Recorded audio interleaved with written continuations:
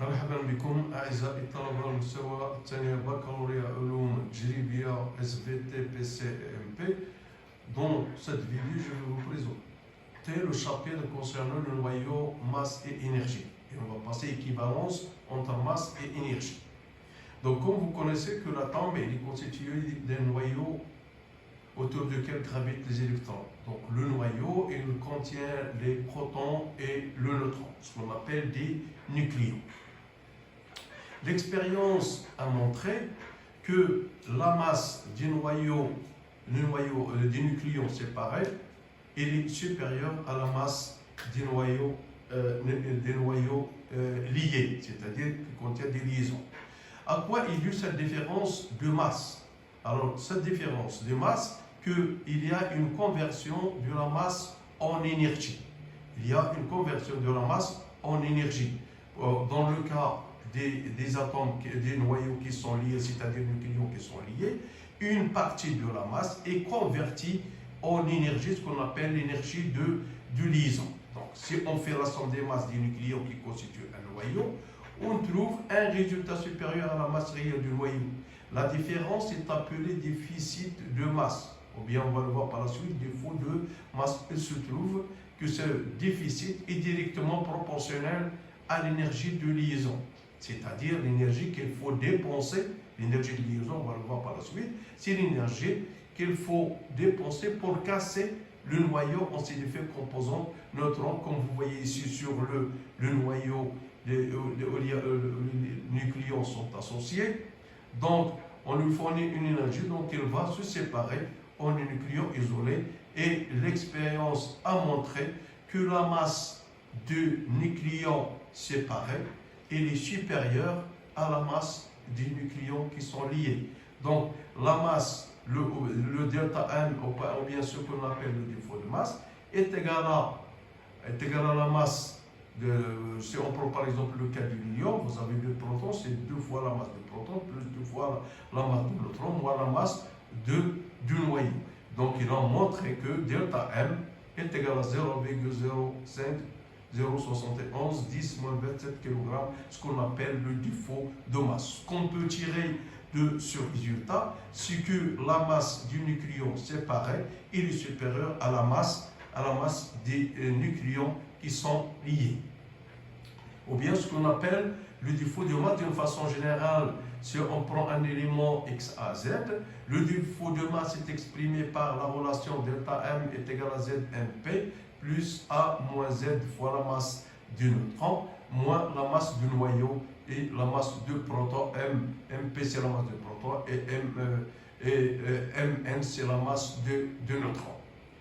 Donc l'unité, on va évoquer une autre unité de masse atomique, parce qu'avant on connaît seulement la masse en kilogrammes dans le système international, mais maintenant on va évoquer une autre unité, c'est l'unité de masse atomique, parce que à l'échelle microscopique, on ne va pas travailler avec le kilogramme, mais on va travailler avec l'unité de masse atomique. Mais c'est quoi l'unité de masse atomique? L'unité de masse atomique, c'est le 1/12 de la masse d'un atome de carbone 12, c'est-à-dire de l'isotope 12. Donc on sait bien, je vais vous rappeler, que M est égal à N. Donc, petit n, tout d'abord, petit n est égal à petit m sur grand M est égal à N sur Na. Donc, la masse de carbone est égale à N fois MC. Donc, est égal à MC et N sur Na. Or, on a un seul atome, donc on a N est égal à 1, ce qui donne que la masse M est égale à la masse molaire de carbone sur la constante de Avogadro. Donc, on a trouvé finalement qu'une unité de masse atomique est égale à 1,66 10 moins 27 kg. Donc c'est ça, comme vous voyez, c'est une masse qui est très petite, donc on travaille avec l'unité de masse atomique au lieu de travailler avec le kilogramme. Maintenant, on va passer à la relation équivalence masse et énergie. Donc comme elle a été donnée par Einstein, que tout système au repos de masse 1 possède une énergie dite de masse. Donc, la relation d'Einstein est comme suivante, que E est égal à M est égal à la masse de la particule fois c au carré, avec c c'est la célérité de la lumière, c'est 3 dans le vide, c'est 3, 10, 8, et m c'est la masse en kilogrammes. Donc généralement, on a ici l'énergie est exprimée en joules, et m, la masse, elle est en kilogrammes, et c c'est la vitesse de la lumière qui est 3, 10. À toute variation de masse correspond à une variation d'énergie. Alors cette variation d'énergie, delta E est égale à delta M fois C carré. Maintenant, on va définir c'est quoi une énergie de liaison. L'énergie de liaison, EL, est l'énergie qu'il faut fournir à un noyau au repos pour le dissocier en nucléons isolés et immobiles. Donc l'énergie de liaison, c'est l'énergie nécessaire pour casser les nucléons, c'est-à-dire pour les séparer. Donc, énergie de liaison, ça veut dire que c'est l'énergie qu'il faut fournir pour casser ou bien pour séparer les nucléons, c'est-à-dire que lorsque je parle du nucléon, c'est-à-dire les protons et le neutron. L'énergie de liaison s'exprime en fonction du défaut de masse. Donc, l'énergie de liaison et EL est égal à delta M fois C carré. Alors, cette énergie, on va voir les différentes unités d'énergie. On a l'énergie de liaison, c'est-à-dire de l'ensemble des nucléons, ou bien on peut déterminer l'énergie de liaison par nucléon, c'est-à-dire l'énergie EL sur EA. Donc, plus que cette grandeur est grande, plus le noyau est stable. Donc, lorsqu'on parle de la stabilité d'un noyau, lorsque un noyau est plus stable, ça veut dire que une stabilité maximale, c'est-à-dire une énergie qui est minimale. Donc, plus cette grandeur est grande, plus le noyau il est stable, parce qu'il y a une relation entre stabilité d'un noyau et stabilité d'un noyau et son énergie. Maintenant, donc au départ, où vous avez tous les nucléons sont associés, si on veut les séparer, donc il faut fournir une énergie, ce qu'on appelle l'énergie de liaison. Donc, il faut fournir de l'énergie pour casser les différents nucléons, c'est-à-dire les protons et neutrons. Et si on fournit de l'énergie, donc cet accroissement d'énergie correspond à un accroissement, une augmentation de masse, c'est-à-dire 1 plus delta M. Il y a conversion de la masse en énergie ou bien de l'énergie en masse. Donc, une énergie qui est croissante correspond à une masse qui est croissante. Lorsque le système reçoit de l'énergie, c'est-à-dire pour dissocier un échantillon, un nucléon, donc il faut lui fournir de l'énergie. Sa masse donc augmente de delta M est égal à EL sur C carré. Inversement, si le système libère de l'énergie, sa masse diminue. Donc, il y a une relation. Si on veut casser les nucléons, donc il faut fournir de l'énergie. Il faut fournir de l'énergie. Mais pour passer en sens inverse, donc il faut le système libère de l'énergie. Donc le système reçoit de l'énergie, sa masse augmente, delta M est égal. Inversement, si le système libère de l'énergie, sa masse diminue. Donc soit un accroissement d'énergie, c'est-à-dire un accroissement de masse. Maintenant, je vais passer aux unités de l'énergie. Donc, on va évoquer un autre unité d'énergie, c'est l'électronvolt. Et l'électronvolt est égal à 1,6 10-19 joules. Et ensuite, 1 méga électronvolt est égal à 10 à la puissance 6 électronvolt. Donc, grâce à la relation masse et énergie, puisqu'on exprime l'énergie en méga électronvolt, il est possible d'exprimer la masse en méga électronvolt sur C carré. Et simplement, une masse dont le déficit d'énergie correspond à correspondant est de 1 méga électronvolt. Donc, 1 unité de masse atomique est égale à 1,66 10-25. Et 1 unité de masse, puisqu'il y a équivalence entre masse et énergie, 1 unité de masse atomique est égale à 931,5 méga électronvolts par C carré. Donc, on va calculer de l'énergie de liaison. Donc, considérez le système des nucléons évoluant entre les deux états ci-dessus. Donc, vous avez le système où les nucléons sont associés. Donc, pour casser ces nucléons, donc, il faut lui fournir de l'énergie, ce qu'on appelle l'énergie de l'ion, c'est-à-dire pour séparer ces nucléons. Lorsque je parle de nucléons, c'est-à-dire proton et neutron. Donc il faut lui fournir de l'énergie. Donc pour dissocier, on a une réaction qui est endothermique, c'est-à-dire qu'elle absorbe de l'énergie. Donc il faut lui fournir de l'énergie du milieu extérieur pour casser ces liaisons. Mais pour revenir pour l'association des nucléons, donc elle dégage de l'énergie et dans le sens de formation de liaison des nucléons. Donc il faut libérer de l'énergie pour donner des noyaux qui sont stables.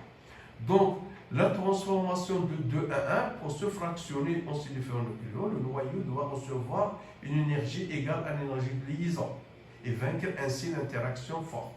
La transformation 1-2 inversement en formant un noyau, le système du nucléon libère une énergie égale à moins E1.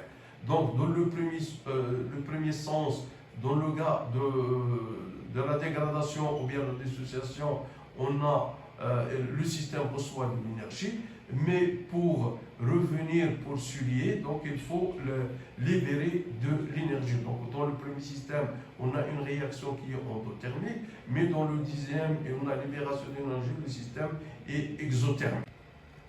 Et maintenant, je vais passer au type de réaction nucléaire. Donc les types de réaction nucléaire, il y a 2 types.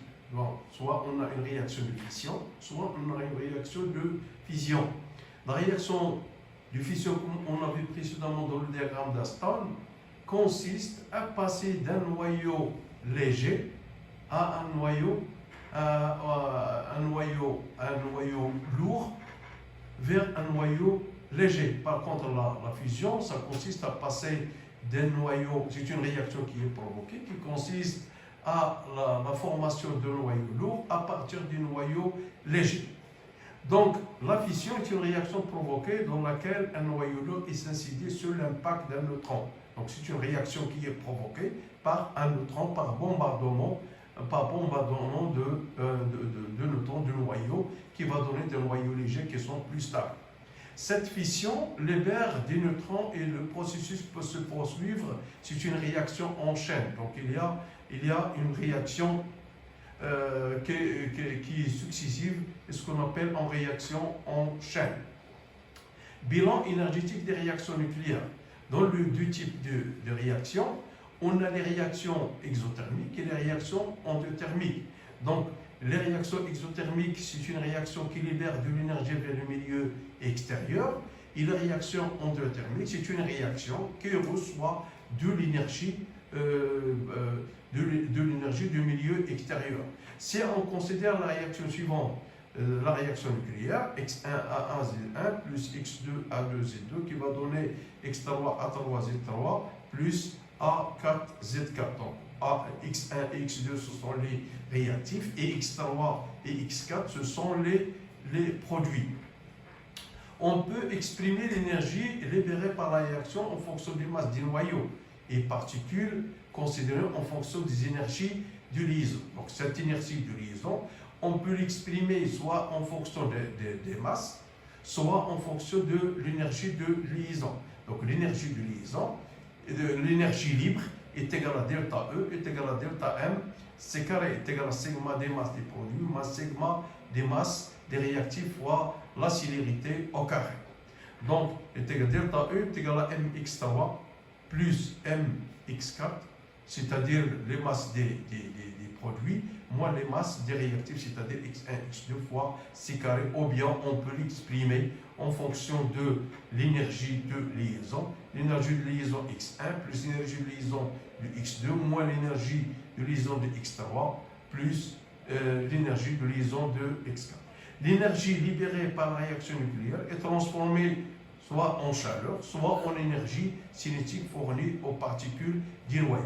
Donc, ce qu'il faut retenir, tout d'abord, il faut calculer delta E. Le delta E donc, peut se calculer de 2 façons différentes, soit à partir de delta M fois C carré, avec delta M est égal à sigma des produits moins sigma des réactifs, soit à partir de l'énergie de liaison, c'est-à-dire la différence de l'énergie la somme des énergies des réactifs moins la somme des énergies des produits. Et pour calculer l'énergie libérée, c'est la valeur absolue de la variation d'énergie, parce que toujours l'énergie libérée, c'est une énergie qui est positive, et cette énergie soit sous forme de chaleur, soit sous forme d'une vitesse, c'est-à-dire énergie cinétique. Pour le diagramme d'énergie nucléaire, ce diagramme d'énergie se fait en 3 étapes. Premièrement, l'apport d'énergie par le milieu extérieur pour dissocier le noyau en nucléon, c'est-à-dire ici, vous avez les réactifs. Donc, pour dissocier ces réactifs, ils ont besoin d'un apport d'énergie, parce que c'est une réaction endothermique pour le décomposer en nucléon, c'est-à-dire en nucléon, c'est-à-dire proton et neutron, etc. Donc, c'est à l'état initial, ce sont les réactifs. Pour arriver à la dissociation, il faut fournir de l'énergie du milieu extérieur. Mais pour se stabiliser, c'est-à-dire pour faire une liaison, donc ils vont libérer de l'énergie pour obtenir des produits, c'est-à-dire A3, Z3, plus X3 plus X4. Donc, les étapes, l'apport d'une énergie, dans ce premier cas, l'apport d'énergie ou libération d'énergie de la transformation d'un type du nucléaire à un autre, puis la libération d'énergie par le système vers le milieu extérieur pour former les noyaux à partir du nucléon, et le delta E, c'est la somme des énergies de liaison des réactifs moins la somme des énergies des réactifs qui va donc donner l'énergie libérée. Et merci de votre attention.